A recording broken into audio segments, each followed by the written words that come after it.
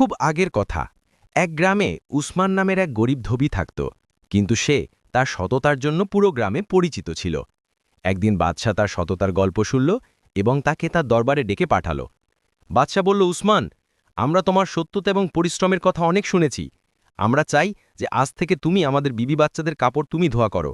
উসমান বলল, বাদশাহ সালামাত, এ তো আমার ভাগ্য। আমি আপনার এ কাজ পুরো লগন থেকে করব। বাদশাহ বলল, আমাদের তোমার থেকে এই আশা আছে। মনে রাখো, এ মহলে সততারই সম্মান হয়। তোমার মতো লোকেরাই এ রাজ্যের আসল শক্তি। উসমান বলল, ঠিক আছে বাদশাহ সালামাত, আমি আপনাকে কখনো অভিযোগের সুযোগ দেব না। আপনি আমার মতো গরিবের উপর ভরসা করেছেন। আমি আমার জান দিয়েও আপনার এ ভরসা ভাঙতে দেব না। এখন উসমান প্রতিদিন বাচ্চার বিবি বাচ্চাদের কাপড় ধুয়ে তার জীবন বসর করত। একদিন যখন সে মহলের দিকে যাচ্ছিল, তখন রাস্তায় তাকে সোনালি হরিণের বাচ্চা ঝোপের মধ্যে পুড়ে থাকতে পেল। সে ব্যথায় কাঁদছিল। উসমান দেখল, বলল, আরে, এ তো সুন্দর হরিণের বাচ্চা, এখানে একা কি করছে? মনে হচ্ছে খুব তেষ্টা পেয়েছে। আরে, কার নজর লেগেছে তোমাকে? তুমি এত সুন্দর, তোমার মা কোথায়? উসমান দৌড়ে কাছের পুকুর থেকে জল এনে বাচ্চাকে খাওয়ালো। জল খেয়ে হরিণের বাচ্চা একটু প্রাণ এলো। হরিণ বলল, তোমার খুব খুব ধন্যবাদ, ভালো মানুষ, তুমি আমার জান বাঁচিয়েছ। উসমান অবাক হয়ে বলল, তুমি কথা বলতে পারো? এ এ তো বড় অবাক করা কথা। এক হরিণের বাচ্চা মানুষের ভাষায় কি করে কথা বলতে পারে? ভালো, এটা কি করে সম্ভব? হরিণ বলল, যদি তুমি আমাকে না বাঁচাতে তাহলে আমি আজ মরে যেতাম। ভালো করেছ আমাকে বাঁচিয়ে দিয়েছ। উসমান বলল, আরে, সেসব তো ঠিক আছে, কিন্তু তুমি এখানে কি করে এলে? হরিণ বলল, আমি আমার মা থেকে বিচ্ছিন্ন হয়ে গেছি। অনেক দিন ধরে ক্ষুধার্ত তৃষ্ণার্ত ঘুরছিলাম। দুর্বলতার কারণে এখন আমার থেকে চলাও যাচ্ছে না। আমি খুব ভয় পেয়েছি। উসমান বলল, এ তো খুব খারাপ হয়েছে। তুমি চিন্তা করো না, আমি তোমার সাহায্য করব। যতক্ষণ না তুমি ঠিক হয়ে যাও, আমি তোমার খেয়াল রাখব, ঠিক না? হরিণ বলল, তুমি সত্যি খুব ভালো। যদি তুমি আমার দেখভাল করো, তাহলে আমি একদিন তোমার সাহায্য অবশ্যই করব। উসমান বলল, আরে, সাহায্যের কথা ছাড়ো, এটা বলো আমি তোমাকে কোথায় রাখব? যদি কেউ তোমাকে দেখে ফেলে, তাহলে ধরে নিয়ে যাবে। হরিণ বলল, তুমি আমাকে এই ঝোপের পিছনে লুকিয়ে রাখো, কেউ আমাকে এখানে দেখতে পাবে না। উসমান বলল, ঠিক আছে, কিন্তু তুমি খাওয়া দাওয়ার জন্য কোথায় যাবে? তুমি তো খুব দুর্বল। হরিণ বলল, যদি তুমি প্রতিদিন আমার জন্য একটু খাবার এবং জল আনতে পারো, তাহলে আমি তোমার এই উপকার কখনো ভুলব না, এবং এক না একদিন তোমার সাহায্য অবশ্যই করব। উসমান বলল, আরে, এতে উপকারের কি কথা আছে? আমি এখন রাজার মহলে কাজ করি। আমি তোমার জন্য মহলের বাগান থেকে নরম পাতা এবং জল এনে দেব। হরিণ নরম সুরে বলল, তোমার হৃদয় খুব বড় উসমান, তুমি আমার জন্য এত ঝুঁকি নেবে? যদি কেউ দেখে পালে তাহলে? আরে, বন্ধুর জন্য এত তো করতেই পারি না। তুমি চিন্তা করো না, আমি কাউকে জানতে দেব না। এখন আমি যাই, আমার দেরি হচ্ছে। তুমি তোমার খেয়াল রাখো। সেদিন উসমান মহলে খুব পরিশ্রম করে কাজ করল। সন্ধ্যায় ঘরে ফেরার সময় সে রাজার বাগান থেকে কিছু নরম পাতা ছিঁড়ল এবং ঘটি থেকে জল ভরল। তখনই এক সৈনিক তাকে দেখে ফেলল। সৈনিক, থামো থামো, তুমি এ পাতা চুরি করে কোথায় নিয়ে যাচ্ছ? জানো না, রাজার বাগান থেকে চুরি করার শাস্তি মৃত্যু। উসমান ভয় পেয়ে গেল। সে সৈনিকের পায়ে পড়ে গেল। সৈনিকজি, মাফ করুন, আমি চুরি করিনি। এ পাতা তো আমি এক ক্ষুধার্ত হরিণের বাচ্চার জন্য নিয়ে যাচ্ছি। সৈনিক, বলো, বকওয়াজ বন্ধ করো। আমি এখনই মন্ত্রীজিকে বলছি, তিনি তোমাকে জেলে ঢুকাবেন, তোমার চামড়া উধড়ে যাবে। সাবধান। উসমান বলল, না, এমন করো না, আমার রোজগার ছিনিয়ে নেবে। আপনি যা বলবেন আমি আমি সে করার জন্য প্রস্তুত। আমার উপর দয়া করুন। সৈনিকের মনে লব এলো। সে বলল, হ্যাঁ, ঠিক আছে, যদি তুমি চাও যে আমি কাউকে কিছু না বলি, তাহলে তোমাকে প্রতিদিন 1 রূপার মুদ্রা দিতে হবে। উসমান অবাক হয়ে বলল, 1 রূপার মুদ্রা? কিন্তু সৈনিকজি, আমি তো গরিব ধোবি, এত টাকা কোথায় পাব? সৈনিক, এটা তোমাকে ভাবতে হবে। মুদ্রা দেবে নাকি জেলে যাবে? সিদ্ধান্ত তোমার। মুক্ততে এ দুনিয়ায় কিছু পাওয়া যায় না। উসমান বলল, ঠিক আছে সৈনিকজি, আমি আপনাকে প্রতিদিন রূপার মুদ্রা আনব। এই নিন আজকের মুদ্রা। তারপর সৈনিক বলল, মনে রাখো, এই কথা কাউকে জানা উচিত নয়, নইলে তোমার খারাপই। সেদিন থেকে উসমান প্রতিদিন সেই সৈনিককে 1 রূপার মুদ্রা দিত এবং হরিণের বাচ্চার জন্য পাতা এবং জল নিয়ে যেত। লো আমার বন্ধু, এই খাও, ক্ষুধার্ত থেকো না। হরিণ নরম সুরে বলল, উসমান, তুমি আমার জন্য খুব পরিশ্রম করো। আমি তোমার এ ঋণ কি করে শোধ করব? তুমি প্রতিদিন এত চিন্তিত দেখাচ্ছ। উসমান বলল, আরে, আমার প্যারে হরিণ, ঋণের কথা বলো না বন্ধু, শুধু তুমি তাড়াতাড়ি ঠিক হয়ে যাও। তোমার খুশিতে আমার খুশি, আমি একদম চিন্তিত নই। দেখতে দেখতে অনেক সপ্তাহ কেটে গেল। উসমানের সব জমানো পুঁজি শেষ হয়ে আসছিল। একদিন সে সাহস করে সৈনিককে বলল, সৈনিকজি, এখন আমার কাছে টাকা শেষ হয়ে গেছে, আমি আপনাকে আর মুদ্রা দিতে পারবো না। এখন আমি হরিণের বাচ্চার জন্য জঙ্গল থেকে পাতা এনে দেব এবং কি করতে পারি? সৈনিক বলল, আরে তুমি মিথ্যে বলছো, যতক্ষণ তোমার কাজ ছিল তুমি মহল থেকে পাতা নিয়ে যেতে থাকো, এখন অজুহাত তৈরি করছো। থামো, আমি এখনই মন্ত্রীজির কাছে তোমার অভিযোগ করছি। উসমান ভয় বলল, না সৈনিকজি, খুদার দোহাই, এমন করো না, আমার কথা তো বুঝো। সৈনিক বলল, আরে এ নাটক করা বন্ধ করো, থাম, তোর তো খারাপই। সৈনিক সোজা মন্ত্রীর কাছে গেল এবং সব কথা বাড়িয়ে চড়িয়ে বলে দিল। মন্ত্রী তৎক্ষণাৎ সেখানে পৌঁছল। সেখানে পৌঁছে মন্ত্রী রাগে বলল, তোমার এত সাহস, তুমি রাজার বাগান থেকে চুরি করো? আমরা তোমাদের দুজনকে জেলেবন্দি করিয়ে দেব। উসমান মন্ত্রীর পায়ে পড়ে গেল, মন্ত্রীজি, আমার থেকে ভুল হয়ে গেছে, কিন্তু আমি এটা জেনে বুঝে করিনি। আমি শুধু কিছু পাতাই তো নিয়েছিলাম এক বোবা প্রাণীর জন্য।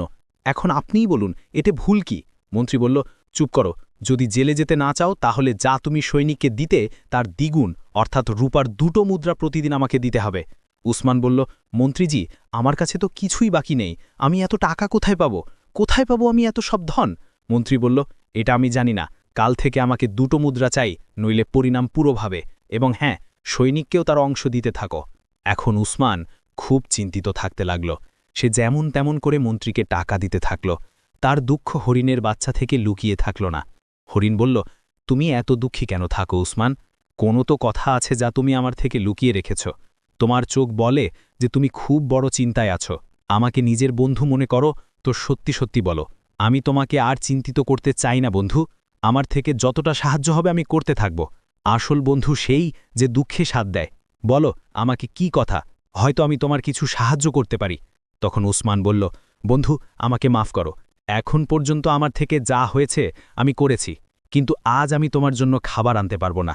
আমার কাছে মন্ত্রী এবং সৈনিককে দেওয়ার জন্য টাকা বাকি নেই। হরিণ অবাক হয়ে বলল, কি, তুমি আমার খাবারের জন্য টাকা দিতে? আমাকে মাফ করো উসমান, আমি কখনো এটা জানার চেষ্টা করিনি যে তুমি আমার জন্য এত দুঃখ সহ্য করছো। উসমান বলল, আরে না বন্ধু, তুমি দুঃখী হয় না, তোমার কোনো ভুল নেই।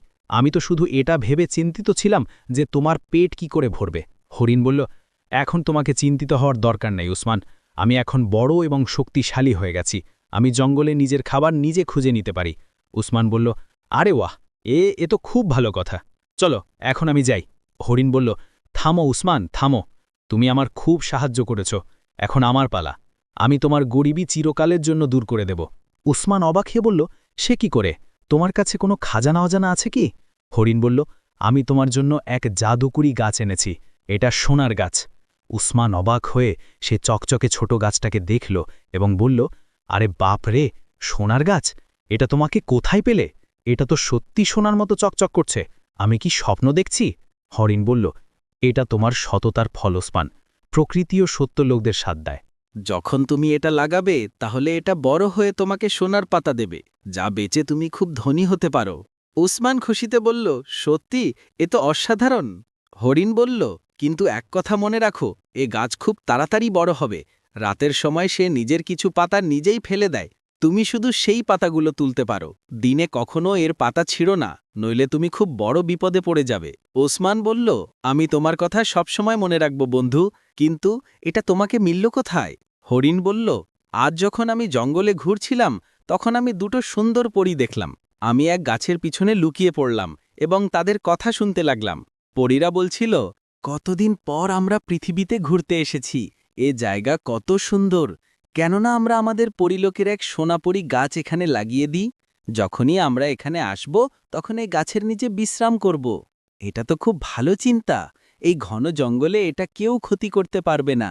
তারপর সেই পরীরা সেখানে কিছু গাছ লাগালো এবং উড়ে চলে গেল। আমি তাদের মধ্যে এক গাছ তোমার জন্য নিয়ে এলাম। উসমান বলল, তুমি সত্যি আমার সবচেয়ে ভালো বন্ধু, তোমার এই উপকার আমি কখনো ভুলব না, শুধু মনে রাখো এই গাছের কথা কাউকে বলো না। উসমান গাছ নিয়ে ঘরে তো এলো, কিন্তু তাকে এক নতুন চিন্তা ঘিরে ফেলল। এ চমৎকারী গাছটাকে আমি লাগাবো কোথায়? যদি ঘরের বাইরে লাগাই তাহলে গ্রামের লোকেরা রাতেই উখাড়ে নিয়ে যাবে, আমার কাছে তো কোনো নিরাপদ জায়গা নেই, কোথাও এই গাছ শুকিয়ে না যায়। ভাবতে ভাবতে উসমানের এক উপায় মনে পড়ল, হ্যাঁ, এটা ঠিক থাকবে। সোনারূপার নিরাপত্তা তো শুধু রাজমহলেই হতে পারে, কেননা এই গাছটাকে রাজার বাগানে লাগিয়ে দিই, এতে গাছের নিরাপত্তাও হবে এবং যখন আমি রাজাকে সোনার পাতা দেব তখন সে খুব খুশি হবে, আমাকে পুরস্কারও মিলবে, আমার গরিবী চিরকালের জন্য দূর হয়ে যাবে।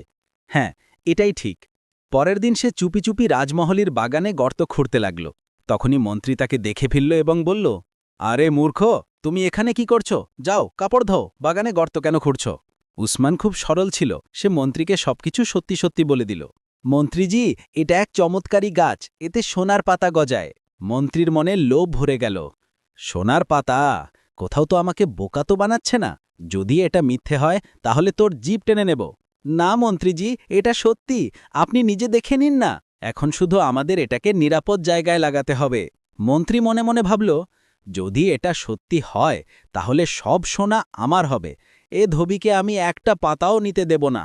এবং তারপর মন্ত্রী বলল, ভালো তো, কথা তুমি এটা এখানে লাগাতে পারো, কিন্তু এতে যা কিছু মিলবে তার অর্ধেক অংশ আমার হবে, বুঝেছ? জি মন্ত্রীজি, আমার মানা আছে, আপনি শুধু এর নিরাপত্তার খেয়াল রাখবেন। তুমি তার চিন্তা করো না, এসব আমার দায়িত্ব।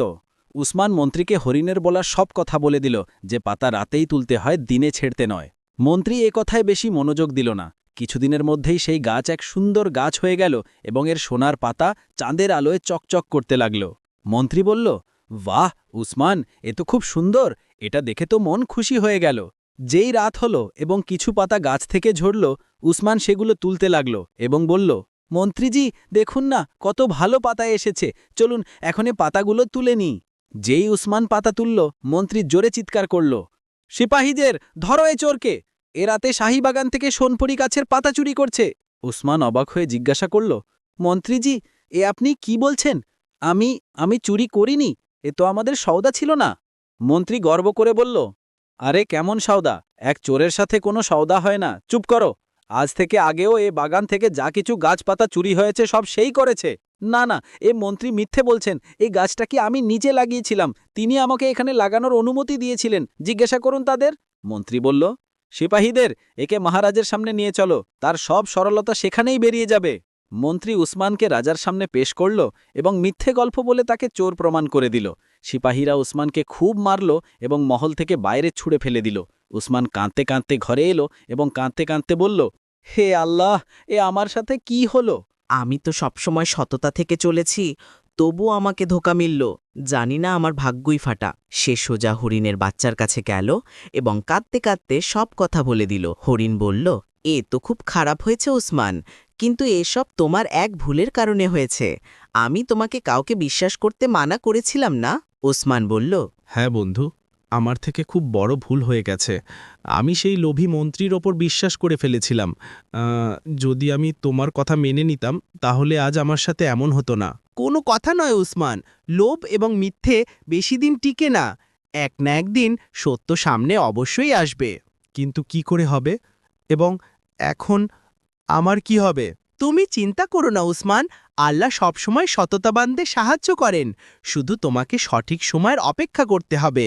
অন্যদিকে মন্ত্রী সেই সোনার পাতাগুলো জড়ো করল এবং পরের দিন রাজার দরবারে পেশ হল এবং বলল, বাদশাহ সালামত, আপনার সেবক আপনার জন্য এক অনকা উপহার এনেছে। বাদশাহ বলল, মন্ত্রীজি, আমরা অনেক দিন থেকে দেখছি যে আমাদের বাগানে এক গাছ থেকে সোনালি আলো আসে, তার কি রহস্য?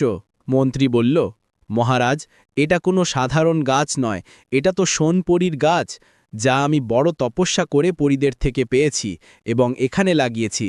এই সেই সোনার পাতার গুলদাস্তা। রাজা গুলদাস্তা হাতে নিল তো দেখতে দেখতে থেকে গেল। ওয়াহ, কত সুন্দর সোনা পাতা! আমরা আজ পর্যন্ত এমন চমৎকার দেখিনি। মন্ত্রী বলল, মহারাজ, এ বৃক্ষ সবসময় সোনার পাতা দেয়, এর চকচকে থেকে মনে শান্তি মেলে। বাদশাহ বলল, মন্ত্রীজি, আমরা তো জানতামও না যে আমাদের রাজ্যে আপনার মতো বুদ্ধিমান এবং সততাবান ব্যক্তিও আছে। আপনি সত্যি এক বড় পুরস্কারের হকদার। এই নিন 100 সোনার অশরফি। এখন মন্ত্রী প্রতি রাতে পড়া পাতার গুলদাস্তা বানিয়ে রাজাকে দিত এবং প্রতিদিন 100 সোনার অশরফি পুরস্কারে পেত। কিছুদিনের মধ্যেই সে খুব ধনী হয়ে গেল, কিন্তু তার লোভ বাড়তে থাকল। পরের দিন সে বাগানে গেল এবং গাছ থেকে ঢের সারি পাতা ছিঁড়ে নিল। যেই সে সেই পাতার গুলদাস্তা বানিয়ে রাজাকে পেশ করল, সেগুলো কালো সাপে পরিণত হয়ে গেল। বাদশাহ অবাক হয়ে বলল, আরে, এই সাপ এখানে কি করে এলো? ধোকাবাজ দুষ্ট, তোমার এত সাহস, তুমি আমাদের গুলদাস্তার জায়গায় সাপ দিচ্ছ? সিপাহীদের নিয়ে যাও এ দুষ্টকে এবং কাল কোঠরিতে ঢোকাও। মন্ত্রী বলল, না বাদশাহ সালামত, আমাকে মাফ করুন, আমার থেকে ভুল হয়ে গেছে। লোভ আমার বুদ্ধি নষ্ট করে দিয়েছিল বাদশাহ সালামত। বাদশাহ বলল, চুপ করো, নিয়ে যাও একে আমার চোখের থেকে দূরে। মন্ত্রীকে জেলে ঢোকানো হলো। সে তার ভুলে খুব অনুতপ্ত হলো। হায়, আমি এ কি করে ফেললাম! লোভে পড়ে আমি নিজেকেই ধোঁকা দিয়েছি। উসমান আমাকে মানাও করেছিল, কিন্তু আমি তার একটা না শুনলাম। উধার উসমান এখন এক শেঠের কাছে কাপড় ধোয়ার কাজ করতে লাগল। এক রাত সেই দুটো পরী তাদের সোনপরি গাছ খুঁজতে রাজমহলের ওপর দিয়ে গেল। আরে, আমাদের সোনপরি গাছ এখানে রাজমহলে কি করছে? মনে হচ্ছে সেদিন কোনো মানুষ আমাদের কথা শুনে ফেলেছিল এবং আমাদের গাছ চুরি করে এখানে লাগিয়ে দিয়েছে। কে সেই মূর্খ? আমাদের তার খোঁজ করতে হবে। যে এই গাছের রহস্য জানে, সে রাতে এর পাতা তুলতে অবশ্যই আসবে। আমরা তাকে ধরে ফেলব। সেদিন থেকে সেই দুটো পরী প্রতি রাতে সেই গাছের কাছে লুকিয়ে অপেক্ষা করতে লাগল। এক রাত শাহজাদি হাঁটতে হাঁটতে বাগানে এলো এবং সেই চকচকে গাছ দেখে অবাক হয়ে গেল। ওয়াহ, সোনার গাছ! এটা আমার বাবার বাগানে কি করে এলো? এটা তো খুবই সুন্দর। এর পাতা তো জোনাকির মতো চকচক করছে। সে গাছ ছুঁয়ে দেখছিলই যে পরীরা তাকে দেখে ফেলল। দেখো বোন, এই সেই চোরনি এনেছে, আমাদের গাছ চুরি করেছে। আমরা একে জীবিত ছাড়ব না। এনেছে আমাদের পবিত্র জিনিসকে অপবিত্র করেছে। একে তো শাস্তি পেতেই হবে। পরীরা আগে তাদের জাদুকরি লাঠি ঘোরালো এবং শাহজাদি সেখানেই প্রাণহীন হয়ে পড়ে গেল। পরের সকালে পুরো মহলে হাহাকার মুছে গেল। রাজা তার মেয়ের লাশ দেখে চিৎকার করে কাঁদতে লাগল। আমার মেয়ে, আমার মেয়ে কাটা! এ কি হলো? এ কি হলো আমার মেয়েকে? এটা কে করলো এমন? এসব সেই লোভী মন্ত্রীর কারণে হয়েছে। তাকেই ডাকি, সেই বলবে যে আমার মেয়েকে কি হয়েছে। মন্ত্রীকে কালকোঠরি থেকে আনা হলো। বাদশার আগে বলল, দুষ্টু ধোকাবাজ, তোর কারণে আমার মেয়ের জান চলে গেল। সত্যি বল, এই গাছের সত্যতা কি? নইলে আমি তোর টুকরো টুকরো করে দেব। এখন মন্ত্রীর নিজের জান বাঁচাতে সত্যি সত্যিই বলতে হলো। বাদশাহ সালামত, আমাকে মাফ করে দিন। লোভে পড়ে আমি আপনার থেকে মিথ্যে বলেছিলাম। এ গাছ আমি নয়, বরং উসমান ধুবি এনেছিল। আমি তাকে ধোকা দিয়ে সব পুরস্কার নিজে নিয়ে নিয়েছি। বাদশাহ বলল, কেন? তুমি এত বড় ধোঁকাবাজ? তুমি শুধু আমাদের ধোঁকা দাওনি, বরং সেই শবন উসমানের সাথেও অন্যায় করেছ। এ দুষ্ট মন্ত্রীকে কাল সকালে ফাঁসি দেওয়া হোক এবং উসমান ধুবিকে তৎক্ষণাৎ আমাদের সামনে পেশ করা হোক। সৈনিক উসমানকে নিতে তার ঘরে পৌঁছল। জঙ্গলে হরিণ যখন সৈনিকদের উসমানকে নিয়ে যেতে দেখল, তখন সেও তাদের পিছনে পিছনে মহলের দিকে চলল। সিপাহীরা বলল, উসমান, তোমার সেই জাদুকরি গাছের কারণে আমাদের রাজকুমারের জান চলে গেল। তার মৃত্যুর জন্য দায়ী তুমি। উসমান অবাক হয়ে জিজ্ঞাসা করল, কি? শাহজাদি আর নেই? কিন্তু এটা কি করে সম্ভব? সেই গাছের পাতা থেকে কারো মৃত্যু কি করে হতে পারে? তখনই হরিণ দরবারে এসে পড়ল এবং মানুষী কণ্ঠে বলল, বাদশাহ সালামত, উসমানকে শাস্তি দেবেন না, এতে এর কোনো ভুল নেই। রাজা এবং সব দরবারি এক কথা বলা হরিণ দেখে অবাক হয়ে গেল। তুমি কে এবং এ অপরাধীর স্বাদ কেন দিচ্ছ? বাদশাহ বলল, এক কথা বলা হরিণ, এটা কি বকওয়াস?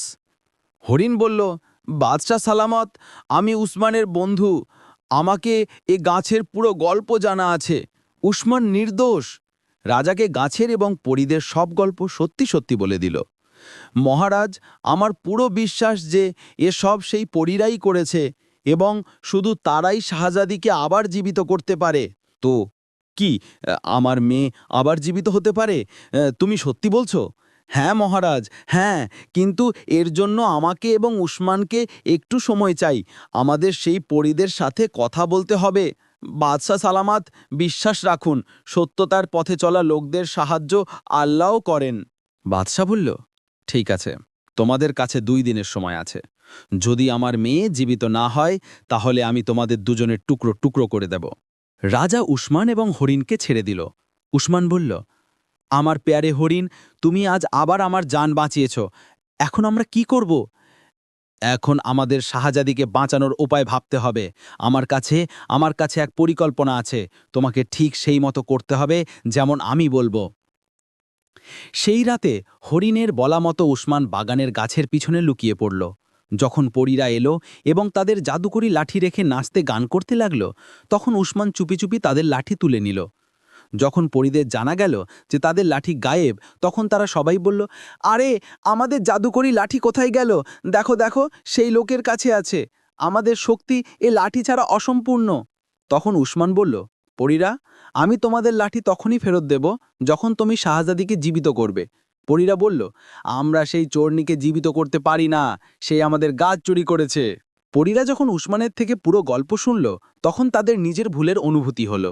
পরীরা বলল, হে ভালো হৃদয় মানুষ, আমাদের মাফ করে দাও। আমরা জানতাম না যে তুমি কারো সাহায্যের জন্য এসব করেছ। তোমার সত্যতা দেখে আমাদের মন গলে গেল।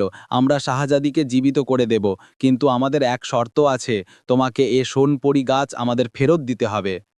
ঠিক আছে, উসমান বলল, না না, কিন্তু আপনি এ গাছ নিয়ে যাবেন তো আমার কি হবে? আমি তো আবার গরিব হয়ে যাব। পরীরা বলল, তুমি চিন্তা করো না, তোমার সততার ফল তোমাকে অবশ্যই মিলবে। উসমান ভাবল, যদি আমার গরিব থেকে যাওয়া থেকে এক জান বাঁচে তাহলে আমার মানা। উসমান তাদের কথা মেনে নিল এবং লাঠি ফেরত দিয়ে দিল। পরীরা তাদের লাঠি ঘোরালো এবং শাহজাদি জীবিত হয়ে উঠল।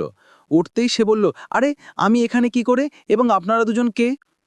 পরীরা বলল, তোমাকে উসমানের কারণে নতুন জীবন মিলেছে। পরীরা বলল, মাফ করো উসমান, আমরা মানুষদের জন্য এখন কিছু করতে পারি না। আমরা আমাদের প্রতিশ্রুতি পুরো করেছি, এখন আমরা যাচ্ছি। এ তো বলে পরীরা সেই সোনপরি গাছ নিয়ে গায়েব হয়ে গেল। উসমান ক্লান্ত মনে করছিল, কিন্তু তাকে শাহজাদির বেঁচে যাওয়ার খুশি ছিল। রাজা তার মেয়েকে জীবিত দেখে খুশিতে কেঁদে ফেলল। আমার মেয়ে, আমার মেয়ে, তুমি তুমি জীবিত? শাহজাদি বলল, বাবাজি, এসব উসমানের কারণে হয়েছে। ইনি পরীদের সাথে কথা বলে আমাকে বাঁচিয়েছেন। রাজা উসমানকে জড়িয়ে ধরল। উসমান, তোমার সত্যতা এবং সততা আমাদের হৃদয় জয় করে নিয়েছে। তুমি আমাদের মেয়ের জান বাঁচিয়েছ। আমরা তোমার বিয়ে আমাদের মেয়ের সাথে করাতে চাই এবং তোমাকে আমাদের অর্ধেক সলতনত দান করছি। ওসমান ভয়ে ভয়ে বলল, কিন্তু মহারাজ, আমি তো এক গরিব ধোবি, আমি শাহজাদির যোগ্য নই। বাদশাহ বলল, কিন্তু এ যোগ্যতা টাকা থেকে নয়, কর্ম এবং সততা থেকে আসে, এবং তুমি এ পরীক্ষায় পাশ করেছ। তুমি প্রমাণ করেছ যে বড়ত্ব ধনসম্পদ থেকে নয়, বরং ভালো হৃদয় এবং ভালো কাজ থেকে হয়। শাহজাদি বলল, বাবাজি, ঠিক বলছেন। ওসমান, তুমি চাকর নও, জীবনসাথী। আপনার সততা আমারও হৃদয় জয় করে নিয়েছে। আজ থেকে তোমার নাম ওসমান নয়, বরং সুলতান ওসমান থাকবে। ওসমানের বিয়ে শাহজাদির সাথে হয়ে গেল এবং সে সেই রাজমহলে খুশি খুশি থাকতে লাগল, যেখানে কখনো সে কাপড় ধোয়া করত। তার সততা এবং ভালোবাসা আখিরকার তাকে তার গরিবি থেকে বের করে সম্মানে জীবন দিয়েছে। যদি আপনাদের এই গল্প ভালো লেগে থাকে তো ভিডিও লাইক করে কমেন্টে আমাদের অবশ্যই বলুন যে গল্প কেমন লেগেছে, এবং এমন গল্প দেখার জন্য আমাদের চ্যানেল সালাম ভয়ে সাবস্ক্রাইব অবশ্যই করুন। ধন্যবাদ।